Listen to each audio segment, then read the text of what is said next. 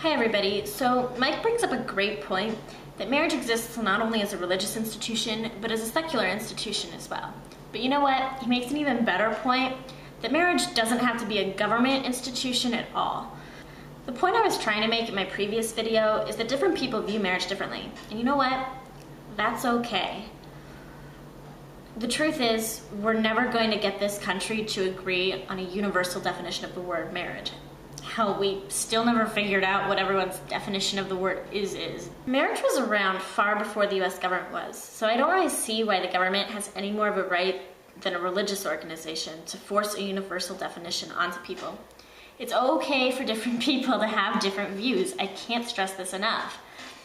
I understand that to some people this is a civil rights issue, but I know the people that I personally know who are in favor of traditional marriage are perfectly fine with granting civil unions and all those civil rights to same-sex couples. What pisses them off is the idea that the government is going to quote-unquote redefine marriage. All I'm saying, and I believe Mike would agree with me, is that it's perfectly fine for some people to have a religious view of marriage and some people to have a secular view of marriage. There's just no reason why the government has to declare a winner.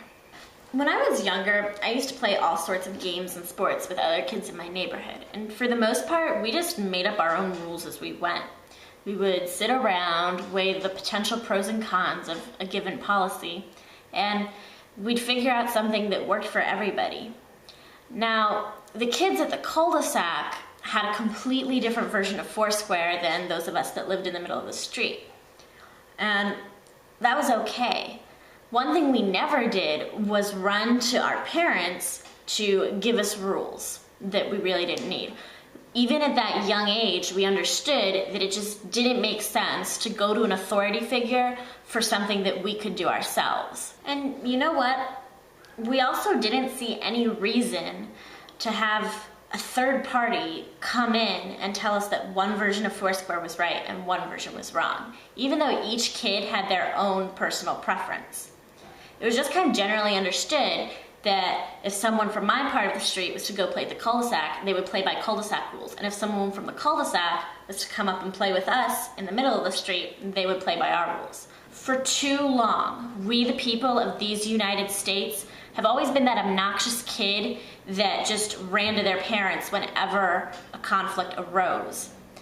We've just stopped respecting the fact that other people think differently than we do, and we don't know how to work out our differences on our own. So who can really blame the government for thinking they have to meddle in things like marriage laws where they really don't belong? We've literally forfeited the right to simply live and let live by constantly asking the government to validate our own personal beliefs. This is one of the fundamental differences between libertarian philosophy and the philosophy of both conservatives and the liberals. While these other two groups believe they need legislation saying their side is right and the other side is wrong, libertarians simply want to create a world where everyone is free to decide for themselves. The fact is, humanity is too diverse for one universal solution to work for everybody. So the only way we can really make sure each individual even has a chance at the best life they can possibly have is to give that individual the freedom they need to make that life happen for themselves. Thank you. Back to you, Mike.